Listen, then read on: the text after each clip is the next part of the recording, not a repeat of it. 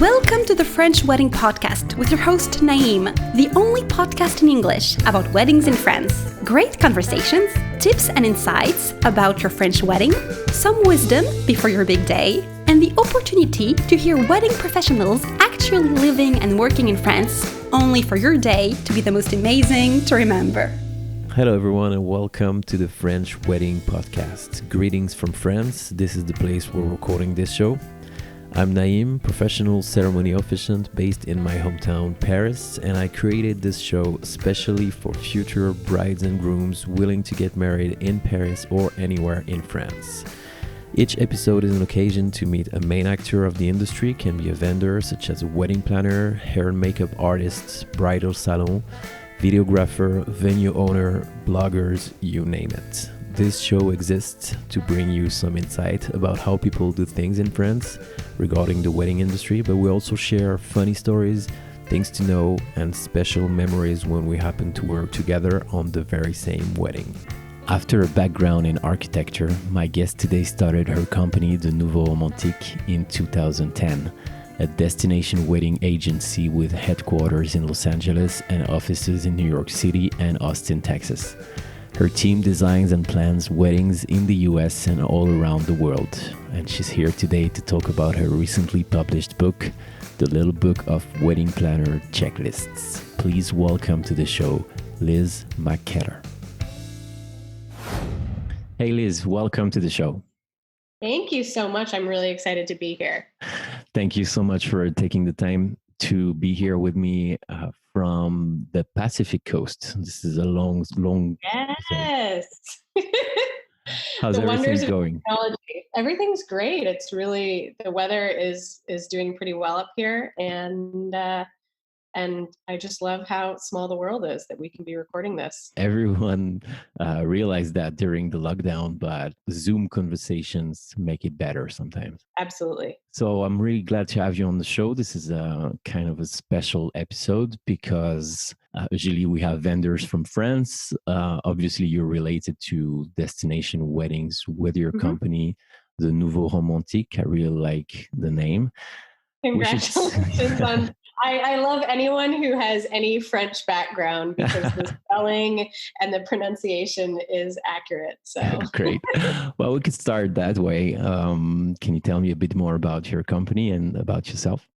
Sure. So I started the Nouveau Romantiques. We're actually turning 10 in December. So it's wild to think that I've been doing this for 10 years in the quaint little town of Austin, Texas. And I started it sort of on a whim. I was there for grad school, actually. So I have a background in architecture. I went to school for architecture at McKellar University in Canada. So I'm Canadian, and ended up working in New York for a couple of years, and then moved to Austin to do grad school. And like any smart person, I decided it was a really great idea to start a business in the middle of grad school.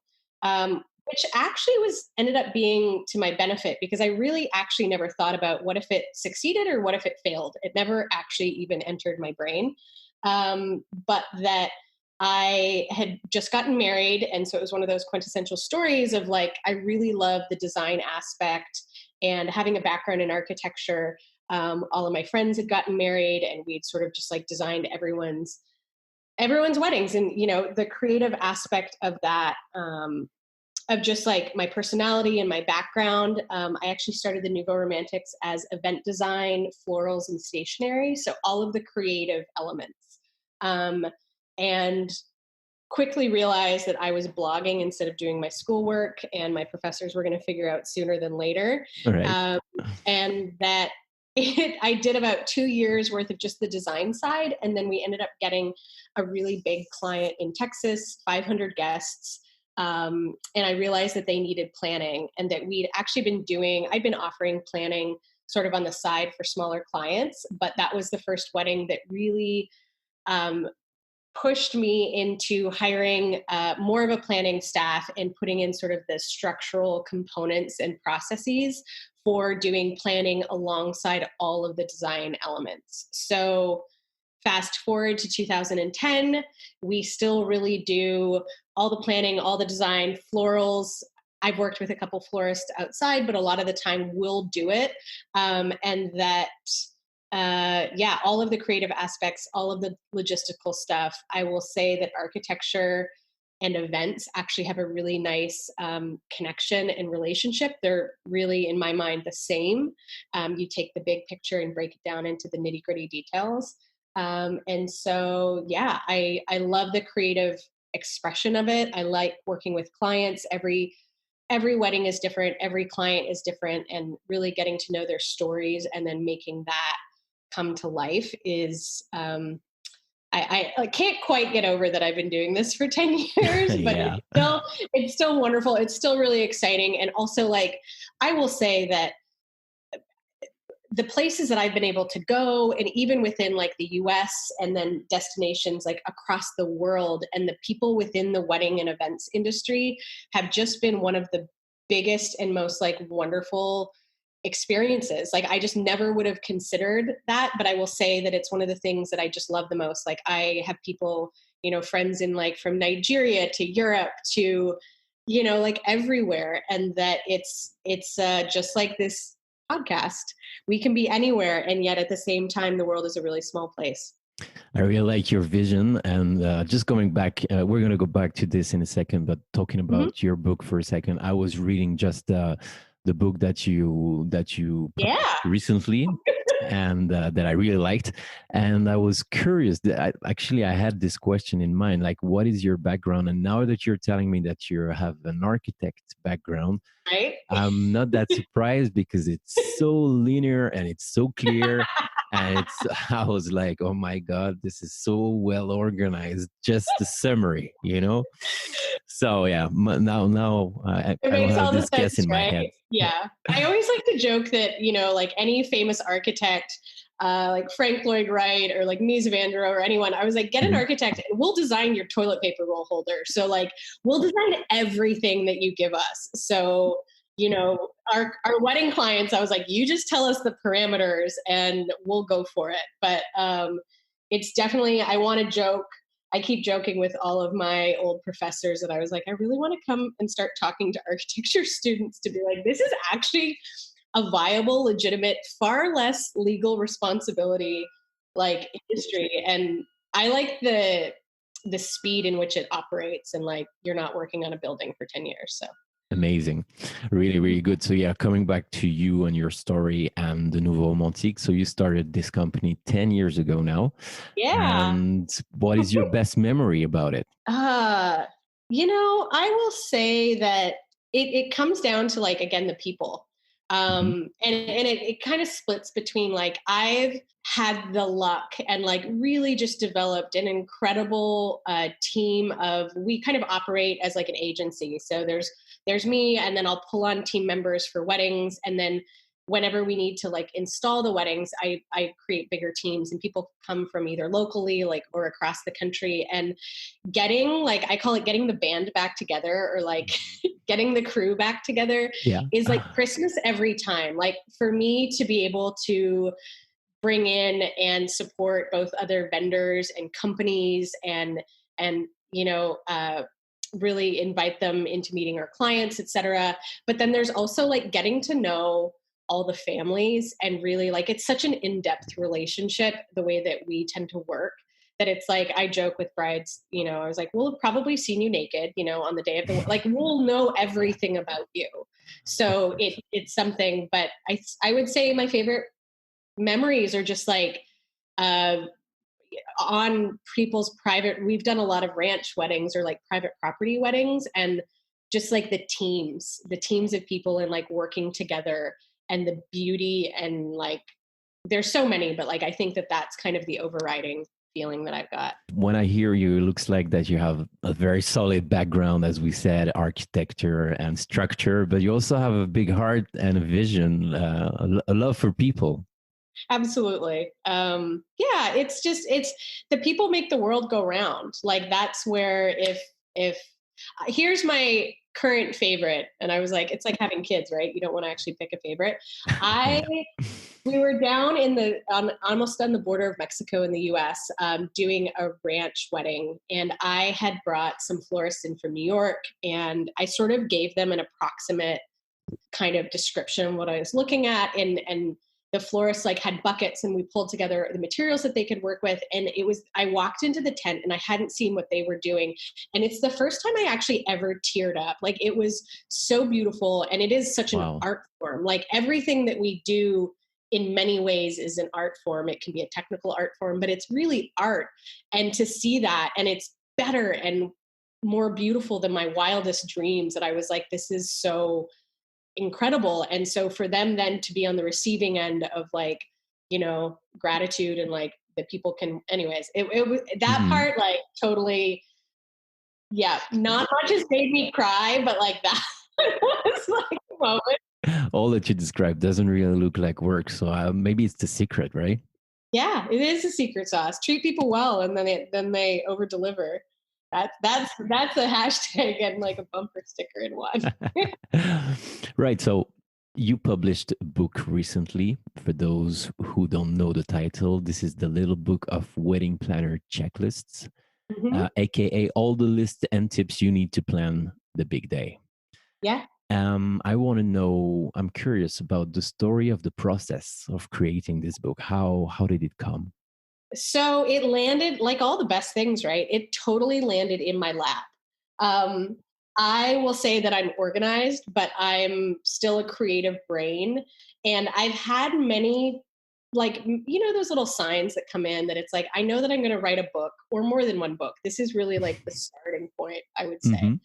And actually a publisher approached me. So I didn't go out, like shopping this around or putting this together. They approached me and I did a writing sample. I talked to them and I was like, sure, why not?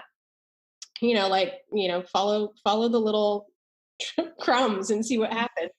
And so what they had done is actually, analytics about like what people were looking for and what they weren't finding. And so they came up with this and they gave me the approximate outline. But what was amazing in the process was I did a writing sample, and it was all the questions to ask your caterer. And when I sort of sat down and I was like, what questions do I ask a caterer that I have not worked with? And what do I think is really important for people planning a wedding to know? Because we know as a professional what to ask in advance to avoid those last minute, like, cost increase, just like things that you just don't know. And what came out was like, and then after I finished that, my assistant Kayla and I, did a really quick Google search about like, what does everyone else say? And what was out there was, I was like, oh, this is going to be really good, because these are not questions that are common and that will help people make the best and most empowered decisions, and also like understand financially what they're looking at. And so then we got brought on, and it was a super quick process. I talked to them at the end of November. I did a writing sample in December, and then we started writing at the beginning of January, and it was 6 weeks of writing. That's it. Wow. It was also great because there just wasn't time to second guess it. And it was just, and again, it was amazing the way that it happened, because I didn't look at really what other books were out there and what they covered. I just sat down, had an outline, and I was like, what questions do we ask? And that's really like, what's in the book is like, this is what we do. This is our process in written form, as best as we can, as like best as I can kind of keep it short, but also share as much information. And so what it also got me thinking about was, how amazing would it be to start this conversation of what do all of us professionals wish clients and couples would know when they're planning their wedding? And it's such a simple thing, but like being in the industry and spending so much time, a lot of what we know is second nature, but it's not to people who are planning their, like who are getting married for the first time. They wouldn't know. So 100%, yeah. It was super fast, which was the best for me, like just like get it done and trust. And it was really like, this is what I ask on behalf of my clients, like on as many of the, like vendors as possible. And also realizing like weddings, even now in this moment, are changing shape, are, edit it as you see fit, take things out. It's totally like an open invitation to customize it how you want it to be. And other than a marriage license or like a legal something, and an officiant in some way, everything else is open for debate. So like this is kind of the framework, and like cut and cross things out, add stuff as you see fit, which I think was really amazing. And then, sorry, one more point. There aren't any as of yet. There's a lot of books that are geared towards brides that are very gender specific and also like pink and flowery. And Right. so part of the thing that drew me to the project a lot was we wanted to write something that was as like inclusive and not gender specific as possible, because I Absolutely. know from our clients and just like friends and family and all that stuff, I was like, this doesn't apply to everyone the way that it has been written about previously, and that we need to sort of reflect the world that we live in. So That's true. Can only agree with this vision. And this is how I felt when I first read the book that you sent me very kindly before this episode. I was reading, besides the great structure, everything is covered. You have timing, yeah, budget, venue, vendor, information, everything is covered. But besides that, what you say now makes sense, because I really had the impression that I was reading a briefing for a wedding planning session. I've been working with a lot of wedding planners before and event managers, and it really looked like the notes that they were taking for the questions to ask. So yeah, totally. it's a really really good, very good list and Thank you. tips, and everything is covered with some unexpected things as well. You have like a honeymoon. Yeah, there's a lot of stuff that hadn't really, there's things that, I mean, honeymoon isn't new, but also like wedding websites, what to cover, Yeah. hotel room blocks, which is like my favorite. I was like, nobody knows anything about those, and you probably wouldn't unless you do this. And these are some things to think about. There are some stuff that we spend a lot of time on, that if you're planning your own wedding, or even if you've got a wedding planner, just to give you a little bit more insight and context and things to just keep an eye out for. For example, how did you get the idea of the post wedding checklists, for example, this kind of thing? Did you build it yourself, or? That's literally like me and my team, like I put together the first couple things, and then I asked my assistant and then another one of our planners, Carly, and I was like, is there anything else that we need to, like, this is just stuff that we would do. It was like, what, like, that's honestly, it was just like, what would we do and what would be the most helpful? So yeah, it literally comes from our brains. I mean, okay, yeah, as you said, honeymoons, this is not new. Wedding checklist, this is not new, but this is the feeling that I had when I read it. It was like reinventing the genre, and I was Yay! about to get married. Like, well, what's going on? I don't have any wedding plan for now, but this But you're ready. definitely, yeah, I'm ready. With this book, you're definitely ready.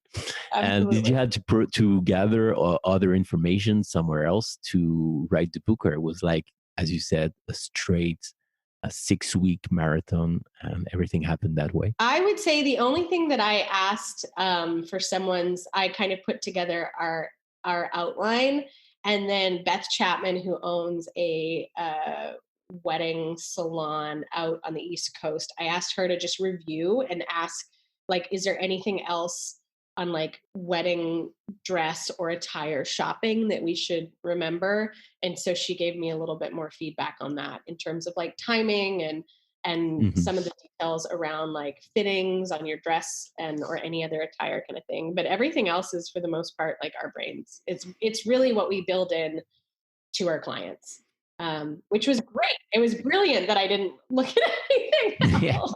probably, maybe. But Yeah. yeah, the big timeline for like 10 to 12 months ahead, and Mhm. then going back to the day, planning. This is really Mhm. accurate and, yeah, necessary, probably.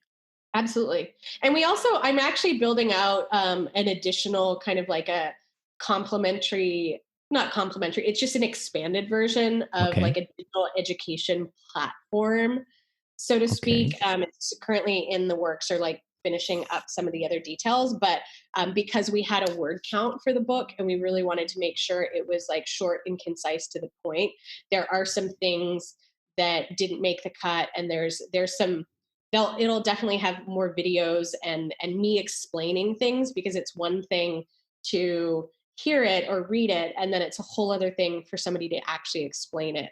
I like it when it's like the equivalent of when like Martha Stewart or someone like shows you the photo steps on how to make a really beautiful bouquet, Hmm. and someone actually showing you how they do it. Yeah. It's like, oh, those are two very The different practice, yeah. things. So this is on the plans for. Do you Yeah, have a so timeline for that? this is going to be coming out in, I don't even want to give it time, but in the next couple months. Okay. It's written, and now I'm just working on sort of the back end stuff. But I'm excited because I think it will give even more information. And then the book is really this wonderful like pocket size. You can put it in your purse or your bag really easily, and they definitely work together. And Really you can nice. also offer it to one of your friend who is having headaches when he's thinking Totally. about planning his wedding. Absolutely. Yeah, exactly. Anyone who's planning a wedding or has someone that's planning a wedding, you're like, here you go. This had to be a really helpful friend or sister or Yeah. brother or something like that. So Going back to you and your experience with the Nouveau Romantique, what is the best compliment you ever received for an event? it's funny. It's right now. We've got a father, the bride, who said to me, he's like, you've just made everything so easy. And I was like, it's funny because those specific words, he's like, you're making the dream come true that like we didn't even really realize was a dream. And I was like, and it's funny because it comes on like 9 years of experience. And I was like, I feel like we finally figured out some extra stuff that is just, I was like, that is literally the best. Also, when like we've done, previews, and it was that same wedding where I cried. Then the parents of the bride, parents of the groom, bride and groom came in, and the mother, like, it was like everyone teared up, and I was like, Yeah. I would say those, but yeah, you're making the dream come true, and you're making it so easy is probably the best. That's not And cheesy. the wedding I hasn't really even love it. happened yet, so it's kind of like, yep, there you go. Sometimes this kind of compliments look very cheesy, as I was saying, but Totally. they just reflect the reality of the experience, and I really like it. Absolutely. Yeah. And is there a quote you live by or think of often? This is one of my favorite questions. Yeah, I would say this one, that everything, like the right venue, the right dress, the right timing, everything that is meant for you or me is there. And it's actually just a process of finding it. And so oftentimes when either me or a client or anyone gets really worried or anxious, it's just a reminder of like, we may not necessarily know where the final destination is, but like the most perfect version of whatever we need is there. And that everything will get taken care of in a way that is better than anything we could have planned. That was kind of long, but I really loved it. Right? It's it's not a short quote, but it's one that comes up a lot because mild story, like we have a wedding next year in Santa Fe, and there's just some vendors that weren't working quite, like we kept hitting like road bumps, and it was really weird, and we couldn't force it. We were trying to force it, and just like it wasn't working. And the reason why it wasn't working was because the wedding wasn't going to be in 2020. The wedding is going to be in 2021. Right. And we have all the vendors that we couldn't quite work the first time around, and that the right dress came, it was like everything just sort of lands in your lap, and your perfect anything is there. And it's just our job to go on the journey and adventure to find it. Perfect. Really like it. Do you plan destination wedding to France? Not yet, but it's delightful. And we did. I went on a fam trip to Italy. Europe is always high on the bucket list for Americans, which is kind of our primary audience. But the world is small, and we'll also have to see how this all, hopefully, yeah, navigates. It will get better. It absolutely will. And the one great thing is people will keep getting married, and people will travel, and that we will all look back at this time and understand why it happened the way that it happened. So absolutely. I think we can wrap up on this. I hope that you will come to France for a wedding or just to drink champagne, and we can all meet and talk about weddings and checklists and anything related. Totally. Absolutely. Liz, thank you so much for your time and taking the time to be with us today. and I probably see you in United States or in Europe. It's up to you. Yeah, I vote Europe. I'm going to say that. Go for Europe. Thank you so much. Vote for Europe. Thank you so much. Have a great day. Bye. Hey guys, thanks again for listening to the show today. You can find more information on our guests in the show notes, as well as my contact and my website. If you have any questions regarding your French wedding, I'm happy to help. Also, please do not hesitate to leave a review for the show. There's also a link for that. That will literally take 1 minute of your precious time and will mean the world to me. I always appreciate your support. Thank you again very much for your time and feedback. Wishing you a great day or a great night anywhere you are in the world. I send you some good vibrations and we'll talk to you again soon for a new episode. Bye bye.